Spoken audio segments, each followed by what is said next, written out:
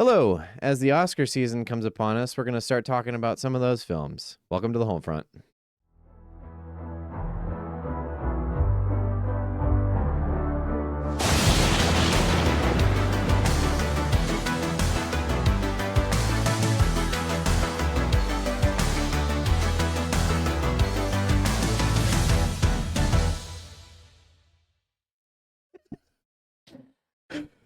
Hello. Welcome. This is a Tuesday episode, so I got to figure out my my new welcome. It's not welcome to the weekend anymore. Those are the mini episodes. I am Tyler, your host, and with me, as always, is my overly artistic friend, Mitch. Mitch, welcome. Thanks for having me again. Yeah. This is going to be a fun one. Okay, so we watched a movie, or you made me watch a movie. What did we watch? Well, so as you started this episode off, it's Oscar season, and I like It to is. watch all the Oscar Best Picture nominees. And Conclave is a movie that I already saw in theaters. I was like, hey, go watch it. We'll talk about it. And then I came over. I did some recording for a solo thing, and then I came out and watched like the last portion of it with you. And The important portion, some would say. I guess. And then you were like, how am I supposed to talk about this movie? There's nothing but politically charged content, which it is. So this movie, I guess I probably should. I don't want to steal a stage for how you maybe want to structure this, but I will just say, this movie you pointed out, it's very hard to talk about without discussing the ending. So this is an episode much better if you've already seen the movie. So we should probably start, I guess, with whether or not you'd recommend it. I think I'd probably jump over to my Nosferatu standards, where Okay. technically it's very well made. I think the music is fantastic. It's well cast for the most part. The lighting is really great. It's a really aesthetically pleasing film. Narratively, I think it's kind of weak. That's a good Personally, way to put it. Yeah. I think there's not a whole lot of engaging material until probably 3/4 of the way in the movie. And even then, it lacks very important nuanced depth, which is the main thing that I think we're going to be discussing. Yep. Because it's up for like best adapted screenplay, which It I is a kinda book, disagree by the with. way. Yeah. But I just don't think the script is, because I left the movie feeling like there were moments where I'm like, oh, I'm kind of interested in that. And then I wouldn't get anything else the rest of the movie. Yeah. And it was just really disappointing to not see like the characters really develop. I mean, pretty much none of the characters develop at all. You don't really know anything about them. You're just told what their position is politically, and then they disagree with each other. And so it's just a matter of them like kind of smearing each other or trying to get people to rally behind others. Seems like a lot who- of melodrama rather than the standards of papacy yeah, being and clearly defined. part of the movie did ultimately work for me though, because it felt like the characters were just victims of their own stupid circumstance that they created for themselves. By the way, we watched Conclave. I said that part. Did we? Okay. I was like, I can't remember what we didn't say it. I said it. Yeah, Okay. we're I good. said it. All right, my bad. But yeah, they're sort of like, I mean, just even the basis of, I'm assuming this is how it actually works in, with the Cardinals and the Catholic Church, but maybe it's not. Maybe the movie got it wrong. But they just, when they're trying to elect a new pope, because that's the premise of the movie, is the old pope dies, they have to pick a new one. And so they gather everybody together, a conclave, and then they all write down a name for a person that they want to be the next pope, and they all vote. And unless someone gets the majority, it's just like, well, nobody got the majority, so we retire, we do the same thing tomorrow. And it's the same process over and over and over. And as someone who's researched extensively voting systems, because I have my own award show and how important it is to get like as just a voting system as you can, this is a horrible system. It's just there until someone cracks. Exactly. We're like, Or they get tired of not having They're like, someone win. Fine. Okay, we're going with that guy. I can't take it anymore. Yeah, it's like eventually you're going to start voting for someone you don't want just because you want the process to be over. And It's kind of what it feels like. Yeah. but again, so part of what I would like us to keep in mind is like the kind of big question I have with this movie is, are the filmmakers aware? Are they aware that this is silly? Are they aware that the characters are being completely like, just selfish and self-absorbed? And like, are they aware that like, because basically what happens is, and I don't want to, like I said, you should just take that for what you will if you should go see it or not, because we're going to have to get into the ending. But they end up picking somebody, and the person they pick does not at all match in any way what everybody wanted. But they're not aware of like all the nuances of this person. So the thing about that situation that I was like, that's fascinating. It's almost like it's critiquing the whole process. It's like, you guys couldn't decide. You guys weren't willing to find a middle ground. You have a dumb voting system. You add up all these things together. It's no wonder you got the result that you got. So that was like a take I wanted to pull from the movie, but I didn't feel like I was allowed to, because the film is politically charged and it does have a side, and it wanted me to feel a certain way about who they chose. Right. And even though I'm someone who's pretty lenient on that particular subject, I would say very lenient, probably more so than you are. But even that bothered me, because I was like, I don't want you to tell me. I want to be allowed to choose for myself. Yeah. So I feel like I put you in a hard spot. Do you need me to give you something easier? no. Okay. I'm thinking of the last shot of the film. I'm trying to figure it out, because I think that they're trying to say something with it. Go easy on Tyler, too, because he literally just finished the movie, so he's going to have to collect his thoughts. Go easy. Thanks. The last shot is very weird, though. It's odd. And It's I'm trying to figure out what he was doing with it. I think he's trying to say, like, this is supposed to be the dawn of a new era, of hope for everyone, including these people who seem to have been silenced for the whole movie, because they do that a couple times throughout the film as well. So I'm wondering if that's like it. But that also lends to a lot of other questions that are just... I know you haven't seen this movie. I don't know why you'd even ask. So there's a movie called Predator, directed by Shane Black, right? Ugh. That's why he hasn't seen it. So I don't like Shane Black. Neither do I. I kind of skipped through this movie.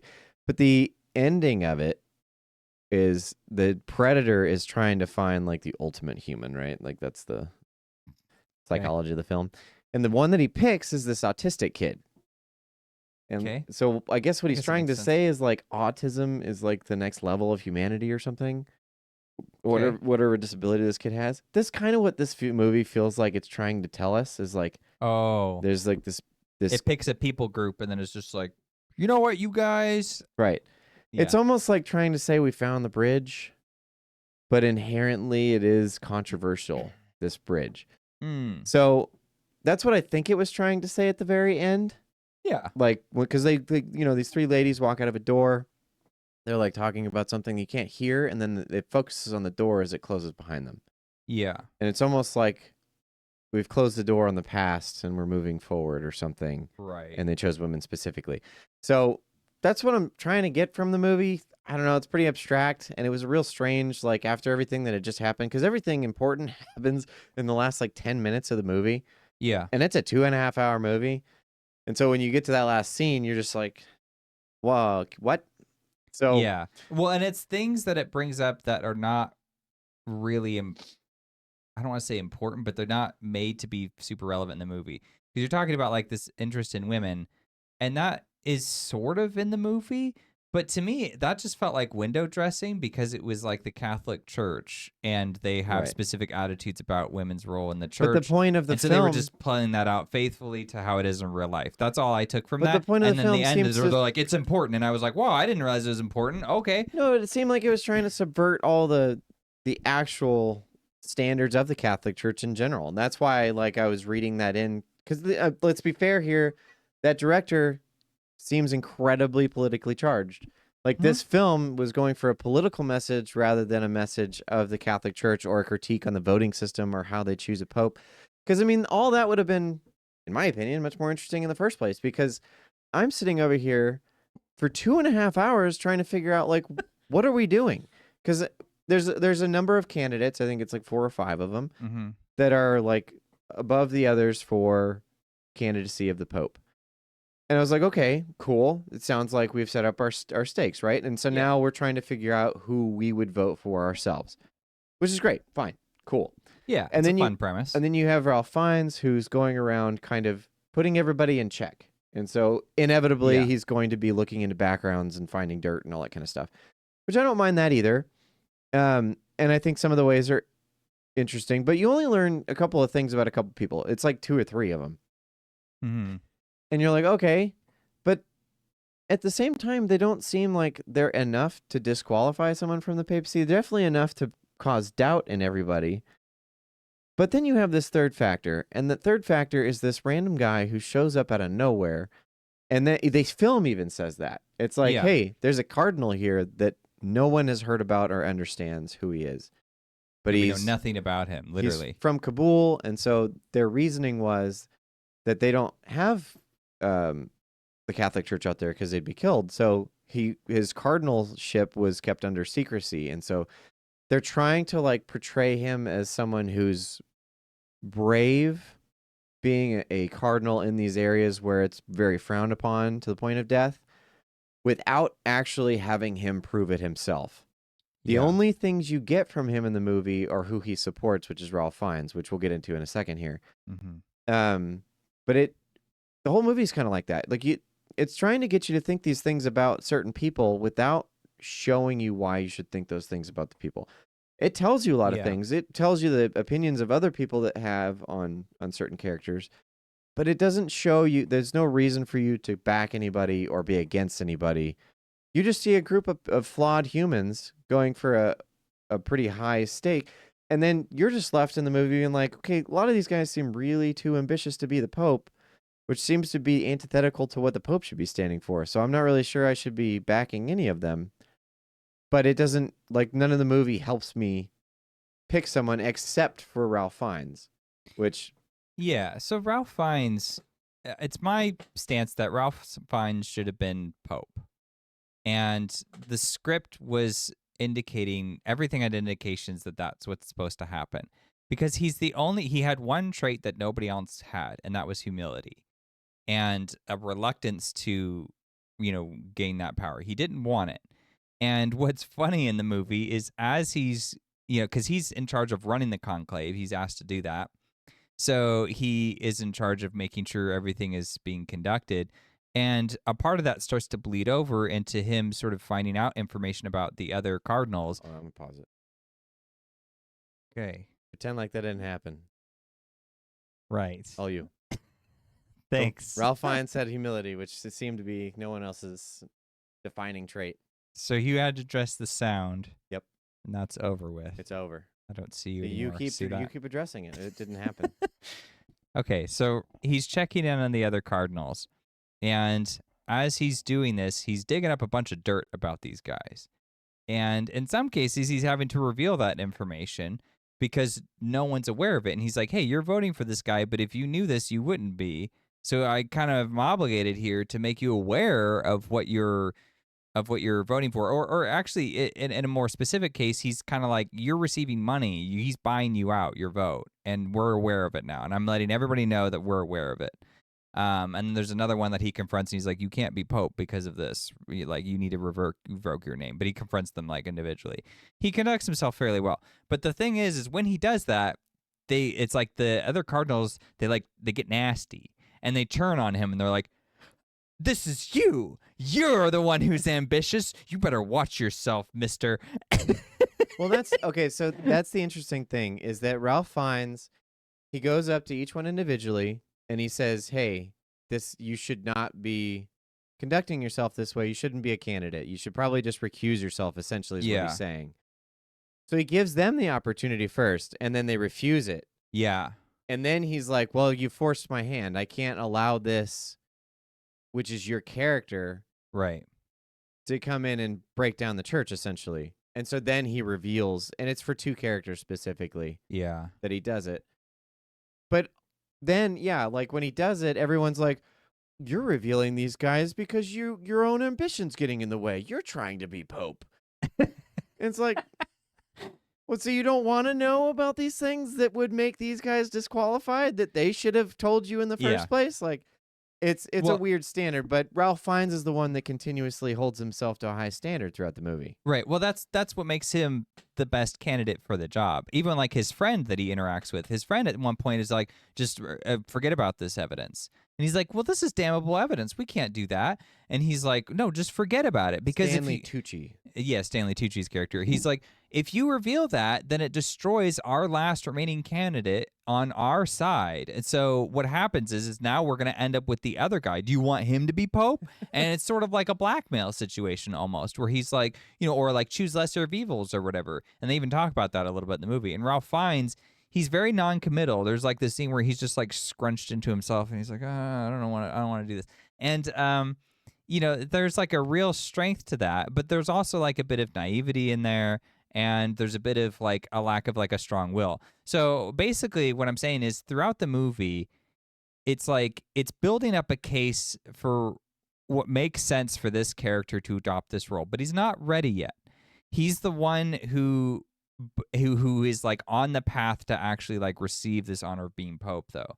And what is frustrating is not that he doesn't get to be Pope. That doesn't matter. But it's like his character gets to just stay in that position because they end up electing somebody else. And then Ralph Fiennes finds out dirt about them. And then when he confronts that person after they've already been chosen as Pope, they give them this reasoning. But honestly, it just felt like kind of the same-ish reasoning as everybody else. I was like, I don't know. It just kind of seemed like you were ambitious too, honestly.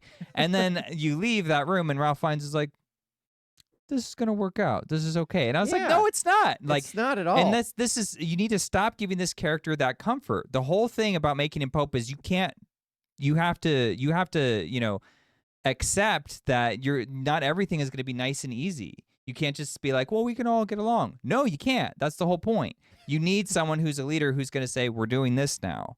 Right. And you would be that good leader because you would listen to everybody in the room. So you'd have to make a change. And he doesn't get to make that change. And that's what I didn't like about it. That's why I feel like the script doesn't work. Is that there's just no like it makes you feel like, what was the point of this other than the political message you just dumped on my face? Which is exactly what he does at the end. He's just like, so you just accept it because it's the end. It's like, no, I hate it now because like I didn't see this coming at all. Well, yeah, you're right, because Ralph Fiennes is someone. There's a scene in there specifically where Tucci goes up and he says, "You need to check your ambition," when he's been nothing but ambitious the whole movie. But Ralph Fiennes, he instead of fighting it, he goes, "Maybe I should." Yeah, and so he goes and prays about it, and he like sits there and ponders and contemplates and finds out like, okay, yeah, I'm doing this for actually good reasons. I'm not. Like, this isn't my ambition. I'm not going for the papacy. I don't want it. But I do need to keep these guys in check to make sure that we get the best candidate. That's my job. Right. And so he's like, yeah, I'm still in my lane. Okay, cool. But that's the thing, is that he continuously is looking at all these perspectives and hearing everyone and then coming to a conclusion. So, like, it's constantly showing you. It's like it's like as if Aragorn doesn't become king in Return of the King. It sets it up all the way, and then he's like, you know what, Frodo, it's all yours. Like, you'd be like, what? You're like, what are you talking about? Like, what? Why does this guy get it? Yeah, it was like with Jon Snow.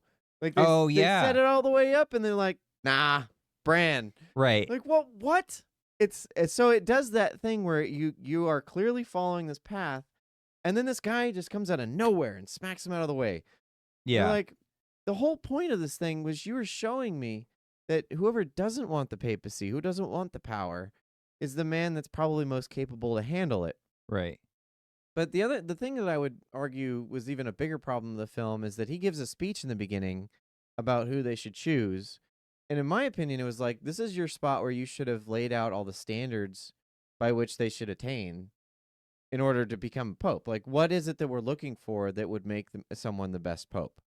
Or what's something that, they shouldn't be doing that would make them? Because all you get is these couple things that these guys have done that he picks up on. And like, yeah, everyone agrees that those probably are not great things for man. But the point of the movie was that everyone's flawed.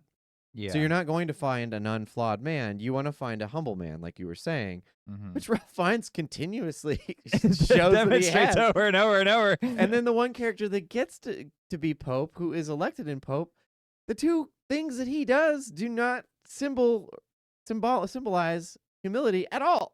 Right. Well, the thing is he doesn't even refuse it. He's sort of like a little bit surprised because there's an opportunity at the end where he like calls someone out and he's like, "Hey, you're in the wrong on this," and he kind of gives some spiel, and it's a decent spiel. It's like, all right, well, we're getting some of your perspective, but then it's sort of like everyone in the room goes, maybe he should be Pope. Yeah. And I was like, wait a minute. It's like when Frodo decides to pick up the ring and everyone's like, yeah, he's the one.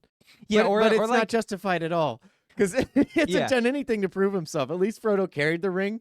This guy hasn't done anything. Nobody knows who he is. Yeah, well, it'd be like if Mary, he makes that speech to the tree people, and then they're just like, Mary should be in charge of the free. Mary's in the Entmoot now. He's in the end. It's like, wait a minute, how? Yeah, how does that make sense? That doesn't qualify him. He made a good point. I get that. That's just because you guys are being too dumb to realize I disagree with. I don't think that guy made a good point at all, but that's just me. Well, yeah, well, so one problem at a time. I'm just giving the movie the benefit of the doubt. Like, it was a better point than what the other guy was making anyways. I guess, yeah. But like, okay, so let me try to unpack that a little bit. So again, that's where I was like, oh, this is just a commentary on like how we'll just elect people because of like kind of dumb, flimsy reasons. Like we hear a speech and then we go, oh yeah, I guess it should be you. If that's the case, then that's interesting. But again, the movie is not subtle about how it wants to like resolve that situation. So it doesn't feel right. Well, it's so clearly biased in the end that you just have to reformat all of your way of thinking because you're just like, oh, I guess that's just right now. Yeah. So now either you agree at the end of the movie or you disagree, and those are the only two options. Right. You don't get to like filter through the concept yourself. Right. The movie just shoves it in your face. It's like, no, this is the one. I know you haven't seen his other noteworthy film, but I have. It's on All Quiet on the Western Front. He did a remake of that. Yeah. It's a good movie, but it's extremely political as well. I mean, it's an anti-war picture, as is the novel. And, I just took that understanding that that's what I was going to get throughout it. With this movie, I didn't realize that there was going to be such a huge political bent. So it comes across very differently. And if you want to do politics in your movie, the textbook example is Casablanca. Casablanca is just like a giant propaganda piece for going into World War II. That's exactly what that movie is like from top to bottom. But it also manages to be a great film, and it weaves in characters where you can see their arcs like fit into specific archetypes like independently. It just also happens to be very politically motivated. So they could have done something like that. They could have had a little more tact. No. But they didn't do that. So here we are. And it's like, I don't know. This is one of those movies where as I went through it, I just wished. It's like it gives you this super strong wish that you could have been in the editing room while the guy was typing the script, and then when he goes off to the bathroom, you sneak in and you just like you change like 5 things, and then you step out, and then it's like he doesn't notice, and it's perfect. And you're like, got it. Good. Yeah, because a lot of it is good. I tended to like the progression a little bit more as the movie went on. In the second half. Yeah, because the first half's really unclear. Like I said, they didn't set it up properly. Well, because they don't develop the characters at all. Right. Well, and that's true throughout the movie, except for the fact that you find out the bad stuff, which is fine. I don't mind that so much, but it really makes you think that the movie surrounds Ralph Fiennes' character specifically. But then at the end, it's like, no. He was just the pathway to this other person. And I was like, well, I don't know this other person. I don't know. I literally know nothing about this person except what they've told me. Yeah. And now I know that there's a message with this movie that this person wants to get across. And in my opinion, it seems like it'd be more divisive than anything else. And that doesn't seem to be taken into account at all. Yeah. Yeah. I also think, too, that it's like there's interesting moments that I wonder, again, like rephrased could have been better. So, for example, one good interaction they have is the guy we don't know nothing about. He's like, oh, these turtles, because they have these turtles walking around the pond or whatever. He's like, oh, they're clever. And then Ralph Fiennes comes out and he's like, they get run over and stuff. And they're actually kind of stupid. And they kept escaping. That's why we have them in here. Yeah. And that was kind of interesting because I was like, it's interesting that Ralph Fiennes' character, who's pretty naive in a lot of ways, but like he's actually acutely aware that the turtles are quite dumb. And he's able to illuminate that even for this other character. I'm like, if that's the case, you need more mentions of that where Ralph Fiennes says something that really is like, oh, that actually makes a lot of sense. But no one's willing to listen because he's such a quiet voice in the room. Right. You know? I mean, they give quite a few bits where he was fairly perceptive, but then he does say other lines that are like, are you this dumb? Like, you should not be this naive at this age in your position. Like, there's a scene where he's presenting this evidence to somebody and basically saying, yeah, we've got to put this out in the open. And the guy's like, we can't do that. Just put it back where you found it, because then they're just going to be focused on you and the fact that you're putting it out there. And the guy's like, I thought we were serving God here. Yeah. And the guy's like, well, no, clearly there's a political angle on all this. Like, it's going to have these are the actual context. Ramifications that you're not looking at. Yeah, realistically, you're dealing with men, and they're going to look at it this way, regardless of what you're trying to serve. It's going to cause these other consequences. Mm-hmm. And it just seemed, I don't know. Like I said, it seemed really naive on Ralph Fiennes' part. I agreed with him in the end. It's like, yeah, well, there is a right and a wrong here, despite what those things might be. But he was acting like he didn't understand that would happen in the first place. I was like, seriously?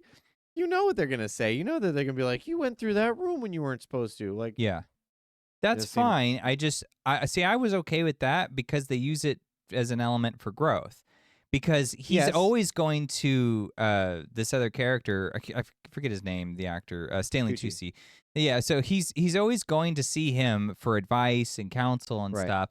And that was a moment where he's like, wait a minute, I don't agree with you. No, this is the truth. Sure. And he thinks about it, and then he's like, no, I'm revealing it. And so he goes against what Stanley Tucci preferred.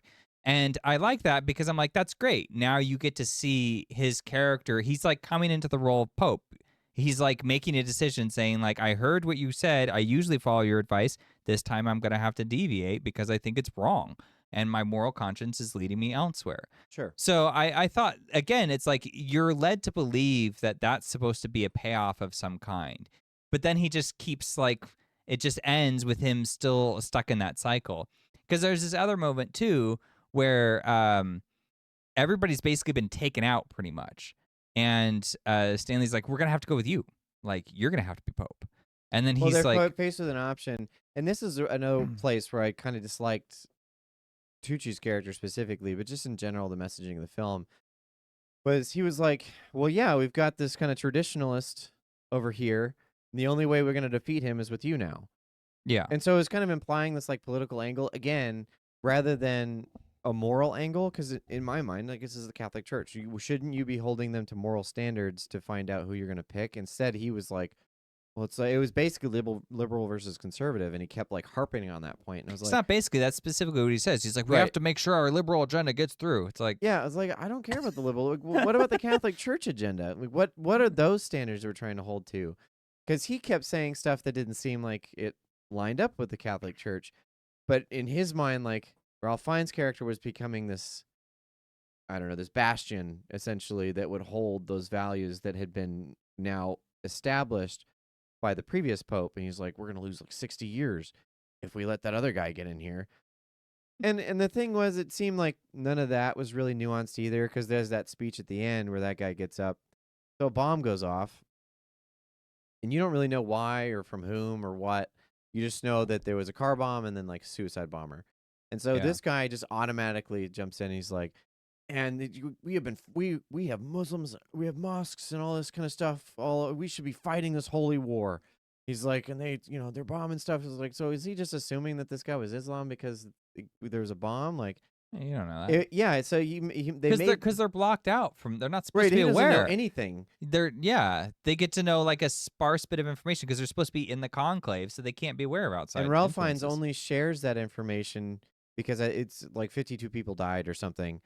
And it affects the church directly, like it blows out a window or something, and so they have to know what's going on, and so he shares that bit of information, and that guy just reads all this stuff into it, so it just makes him sound like an idiot. Yeah, and they do that purposely to contrast him with the other character, which is why I disliked his speech too. But that was the thing; it's just it didn't add any nuance. It just seemed like It was a bunch of old guys that just were stuck in their ways. And Ralph Fiennes the only one that like understood critical thinking in any kind of way. It's like, well, naturally I'm going to go with him because he Right. seems like the only normal human being here. It would have been better if they made Ralph Fiennes' character to be, I mean, he was pretty moderate as it was, but to be even more moderate, right? Right. You can still have a lean, but it would have been good if, because he has conversations with that guy you're talking about who gets like, you know, all inflamed over the situation. But when he talks to him, he's just like, rah, rah, rah, rah, rah. And I'm like, whatever, man.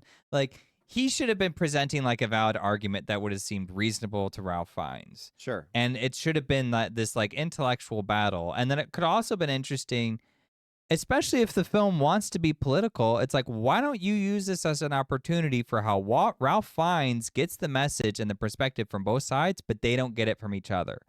And to just talk about like the few people, or rather probably the majority of people who are more in the middle, and they're willing to hear alternate perspectives. And instead, the movie was just like, and you know, and you're pointing out this commentary about how like people are just walling themselves off from listening to the other side. And instead, the movie was like, it didn't have a thoughtful argument to give. Right. So you don't get that. And then you go, all right, why are we here then? And then you're kind of like, you get back into that loop of what's the purpose of this movie? Well, that actually would have lent to the payoff in the end too, because now you have someone who's more willing to listen and has heard both sides, and now he would have had a more firm stance on the information he's given, the twist of the film. Yeah. But as it is, like, you know, he just kind of accepts it, and you don't understand why. It's like, oh, he pondered everything else. This one, he just is like, yeah, all right. Yeah. Like, there's no like, what if, or what kind of consequences would this bring? He just goes, yeah, that was pretty good. No, it is not. Right. Even the movie sets up for the fact that it is not. Maybe he felt like it was okay because he's a little bit liberal leaning, and that's kind of what the message was. So he was like, oh, well, it matches. And then it's like it's like self-fulfilling prophecy. Like, this is what I'm saying, like, or what I'm trying to say is that like the movie seems to not understand that it just has this other read of it, which is like, wow, these characters are kind of dumb and they just totally sabotage themselves. Right. And you as an audience member go, that's what I'm getting. And the filmmaker, like, imagine if I was there at like a test screening and I said that to Edward Berger, I think he'd be surprised. I think he'd be like, wait, really? Yes. Yes. Like, it did seem like they were dumb, man. Yeah, really You didn't dumb. give credence to really either side, to be honest with you. You had these flimsy arguments. You had no character depth. Like, we need more of a thread here. Like, is everybody the Turtles? Is that what you're trying to say? If so, again, I refer to Exhibit A. Ralph Fiennes should have been Pope.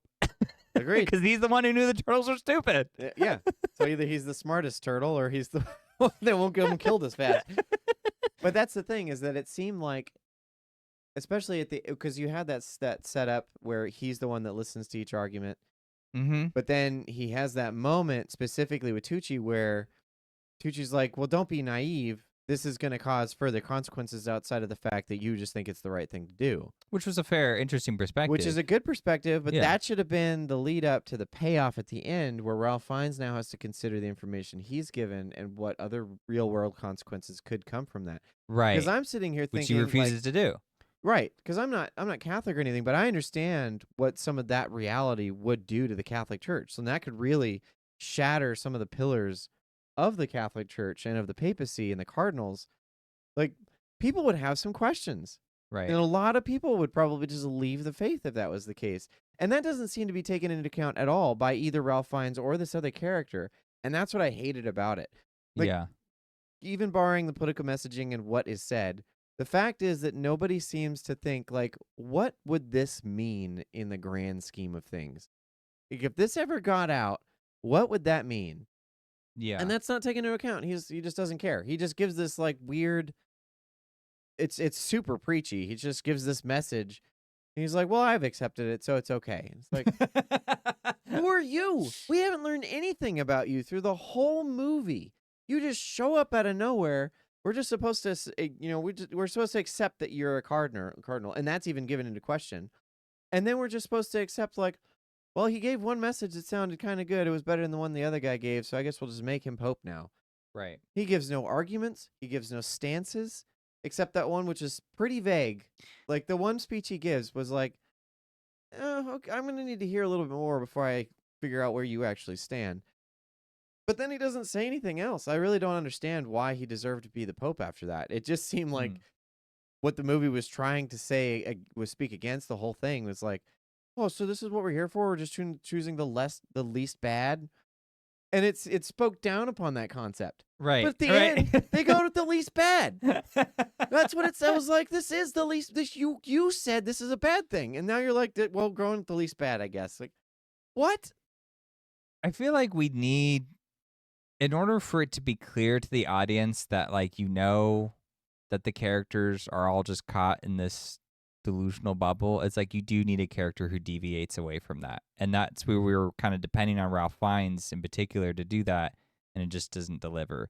I don't necessarily disagree with the things that the actual Pope they choose, like what he says, specifically what he says to Ralph Fiennes. I'm like, I get what you're saying. Like, that rings true, like, for me. But I also, like, just...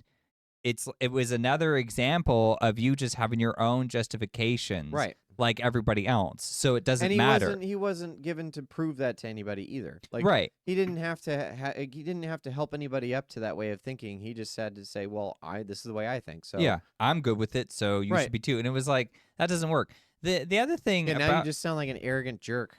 Yeah, well, because thing is, they ask him, and then he has a moment to say no. They're like, okay, well, you've been selected. Do you want to be Pope? Like, will you accept? Right. And then he says, he thinks about it real hard, and then he says yes. And I was like, wait a minute, that doesn't work. There's a scene earlier. You talk about it should have been him handing it to Ralph Fiennes and then giving that message. Because then it would have resounded a lot more true. Right, because then it would have demonstrated he has the humility that Ralph Fiennes does as well. So he is a valid target to be Pope, right? At least based on character level, right? And then at that point, you could have done a couple of different things in order to resolve the story. But I want to harken back once more to that scene where the explosion happens, because right before then, that's when they're kind of leading up to, well, like, Ralph Fiennes, you should be Pope. And that seems to be the common consensus. That's the way people are leaning. Right. And then Ralph Fiennes himself seems to agree. Yeah, he didn't like that. Well, I didn't take it that way, but you can explain why you didn't like it first. Okay. So yeah, they have a conversation, and that's when Tucci tells him, like, yeah, you seem to be the best hope to go against this one other character. It's like, don't like him. He's got these traditional views that we can't go with. How dare he? I know, which no one understood, because you don't understand what anybody thinks. You just know, like, that's what Tucci thinks that. He could have been one of those psychos who puts barbecue sauce in his French fries. You know what I mean? Dare he? Like, you don't Not know. ranch, you monster. So yeah, so he goes with that, and then he's like, what Pope name do you want? And then Ralph Fiennes just goes along with it, and he goes, I want John. It's like, you wouldn't be picking a name. Like, you have developed this character where you would not have picked a name. You'd have been like, well, let's see where this goes. Maybe we can find someone else. Maybe you could jump you back into the runnings. Like, he's repeatedly said he does not want the papacy. And all of a sudden he's just like, well, that's a compelling argument. I'm just not that guy, so I'll be Pope John. But, like, I was willing to forgive that one. But then he goes in, and during the voting process, he puts his own name on the ballot. I was like, well, now you're kind of just, like, removing all the other stuff that you've been saying, because you seem to be someone who's just making sure that the right man gets picked, right? So does that mean that you don't like the other guy? But you didn't dig up any dirt on him. You dug it up on the other two other guys. Right. But you think he's bad enough that now you, who doesn't want to be the Pope... Yeah, if this guy's so bad, I'll bet you he has some dirt on him. Right, go pick up the dirt. But I mean, to be fair, Ralph Fiennes' character he's like, I don't want to be digging up dirt. It just so happens that it falls into his lap, right? Ideologically, to the point where I'll just take up the Pope mantle, I guess, to make sure he doesn't get it. Like, that to me was not a humble move, nor was choosing his name, nor was putting his own name on the ballot. So that's where I was kind of like, yeah, you're killing your argument here, man. So the reason I disagree with it is, as a matter of character, I mean, him picking John was like, whatever.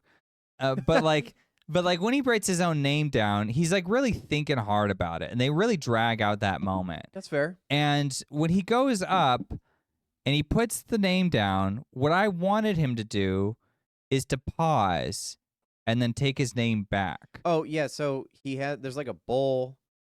There's like a pot and the bowl sits on top, and you're supposed to set it on the bowl and remove the bowl and let it slide in. Yeah. So when he sets it on the bowl, he has a chance where he could not slide it in and just pick it back up. Yeah. And I thought that was a good point where he could have been like, maybe grab it again. Because he says earlier, he's like, oh, like I lack the spiritual depth or whatever, and I've had crises of faith in the past. This would have been a replication of that. But it would have been validated, like, because he's easily swayed a lot by these characters sometimes. To some extent. I mean, like, or at least like he seeks them for counsel, and he's a he's a non-confrontational person. So if someone else has a good idea, he's like, well, that sounds like a good idea. As long as it's more or less morally sound, he's okay. There's a verse that says, in the multitude of counsel, there's wisdom. So like he's constantly looking for wisdom in other people, but he also is someone who wears his sin on his sleeve. So he's the one that's constantly like, yeah, I've had crisis of faith pretty recently, and I've had problems praying and stuff. I was like, okay. The problem with all these other people is that they keep all their sin hidden. So when he like pulls it out and is like, hey, you have a chance to bring this up, all of them refuse. They're like, no, this is old, or no, this was necessary. Like, I don't need to say anything about it. I don't need to recuse myself. Then he's like, well, this needs to get brought to light. So he brings it to light. So there's the stark contrast here of what Ralph Fiennes does with his flaws and what these other guys do with their flaws. But then at the end, he just accepts the one guy that has... Yeah. Okay, so, but stick with me on this moment, right? Go ahead. Because, like, Stanley, like let's see, because Stanley is his friend. But I want for a moment to present the argument that Stanley's not actually his friend. Okay. He's a corrupt mentor. That's really what he is. Right, yeah. And when he says, well, now you should be Pope, that's, again, Stanley not recognizing that it's like you just want to go for anyone who's liberal. That's all you care about. Yeah. Like that, those are your reasons. And that's you're not willing... just us reading that in the film. No, like, that's specifically what it is. Yeah, because he specifically says it. And then, like, he has so much vindictive hatred towards this other candidate. And maybe that's rightfully placed. Maybe it's not. We don't know because we don't know enough about the character. But let's just assume that it is. It doesn't matter because he's like, well, let's overlook all these blemishes on all these other people. Right. Now, he's right for picking Lawrence, but he's right for the wrong reasons. And Lawrence... Right, because again, he's just not that other guy. Right. He doesn't look at Lawrence's good traits or like, hey, yeah, you're humble. You're the one that's actually willing to be self-examining. It's like, no, you're just not the other guy. Yeah, that's pretty much his stance. What is that? Stop voting like that. Right. So what he should have done is Ralph Fiennes should have taken that initially because it's his friend and it's kind of his mentor. But that's why I want him to pull his name back out, because he would have second thoughts and be like, wait a minute. Well, that's the self-examination. That's the self-examination. Well, what is his reason and why am I agreeing with it now? Right. Because that would retain that humility that he's been showing the whole movie. Right.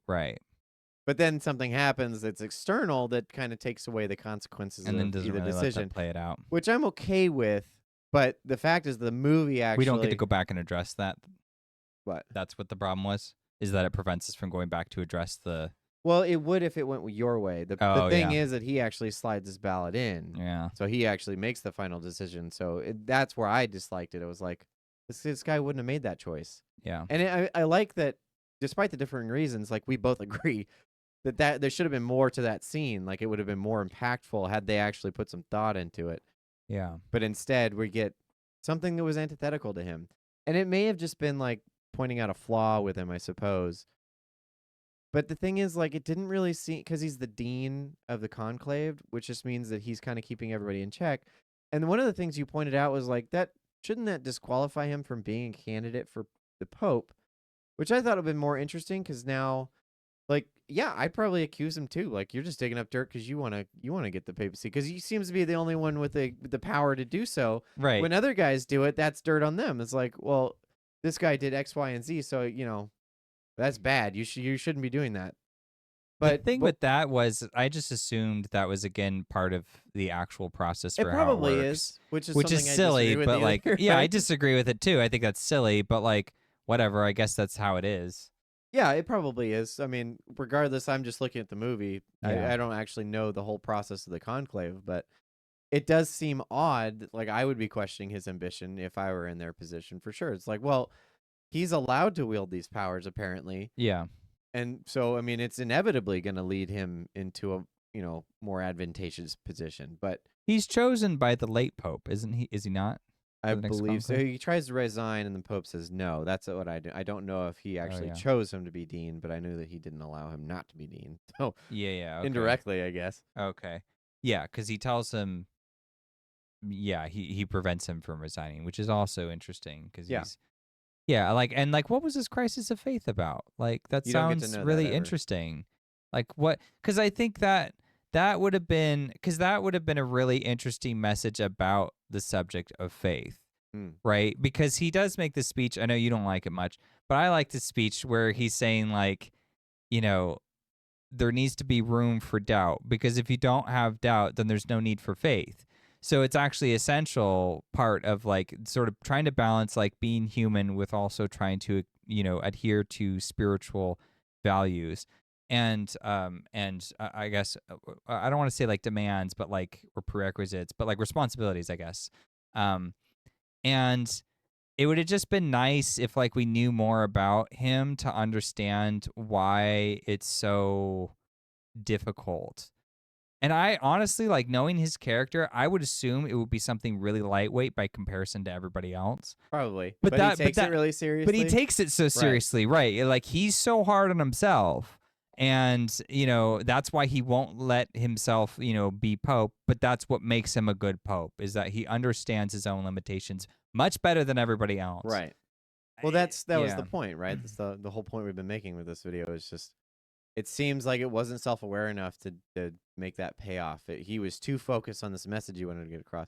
Addressing the speech, though, he speaks about because he goes up there and one of the guys says, "Oh, the point of the speech is to be as inoffensive as possible," and so it seems like he starts off that way, and then he's like, "I'm just going to speak from the heart," and then he goes into this diatribe about, "Let's pick a flawed man. Let's pick someone who is." Capable of doubt, a doubting man, which all that is fine. But my problem with it was, and my problem with most of the at least the first half of the film is just it's really non-committal. It doesn't set up any standards by which you could hold anything or anybody. In my opinion, that speech, because that part's it's not bad because we are human, and I think that it's important to acknowledge that, even though the film at a certain point's like, all right, that message out the window. It seems to be like, yeah.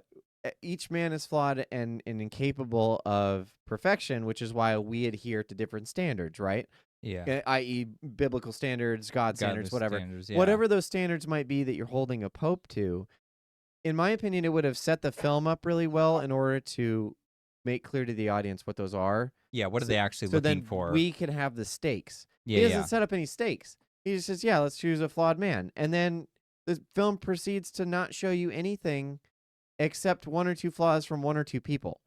And it's like, all right.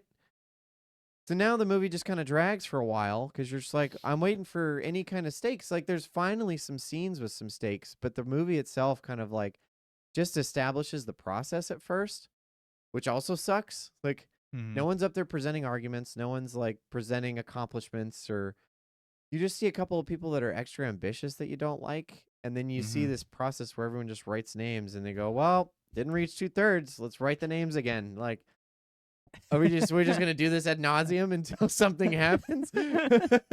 So it gets a little boring at a certain point.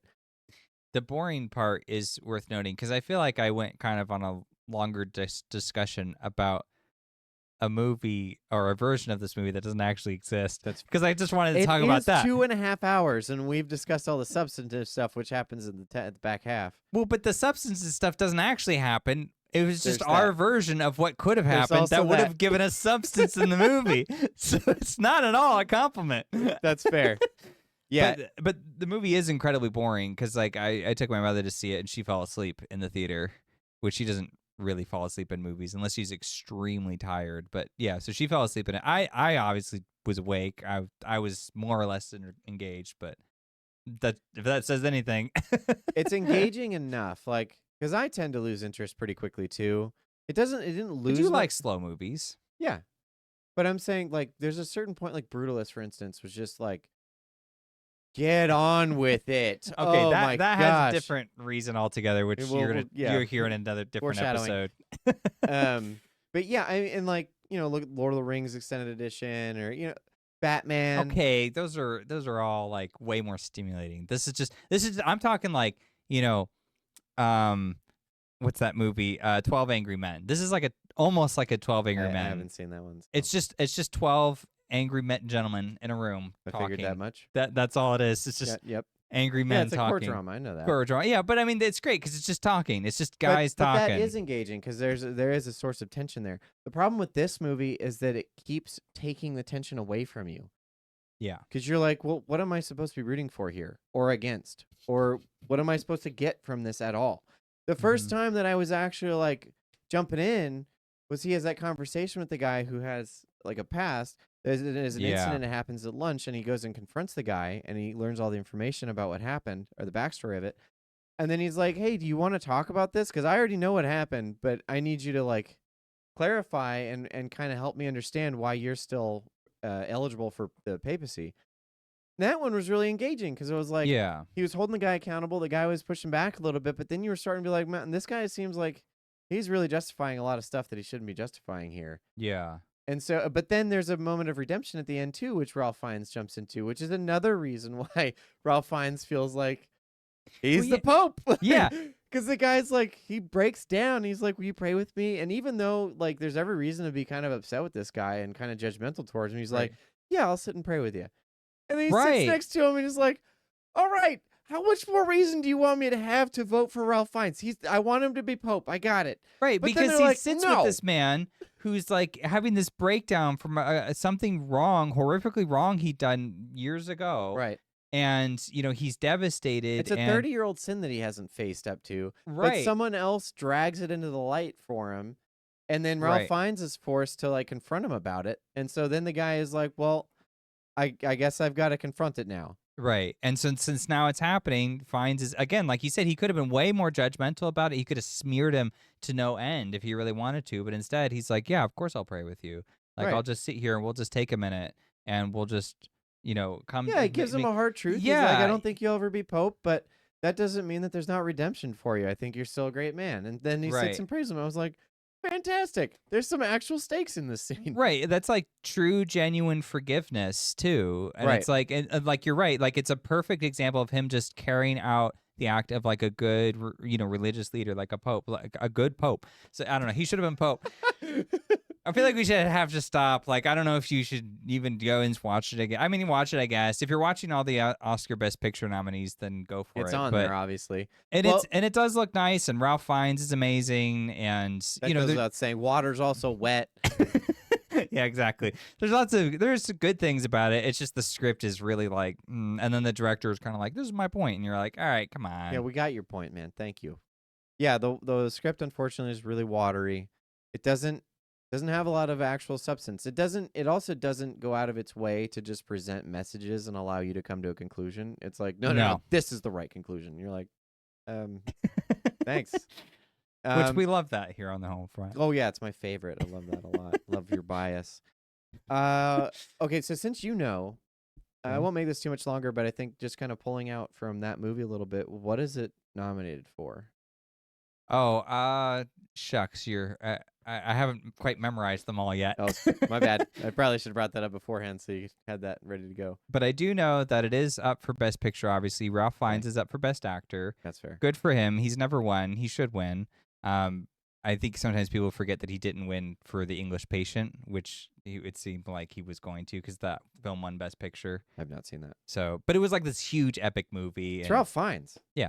Anyway, so he's up there. And then the woman who plays the sister or whatever, she's nominated for Best Supporting Actress. She's good, but I was kind of surprised. She's a really, really small part. It's just too small of a part. Yeah. They really just push her to the side. But yeah, so her. And then the rest of the stuff is music, well-deserved. Great score. Score is great.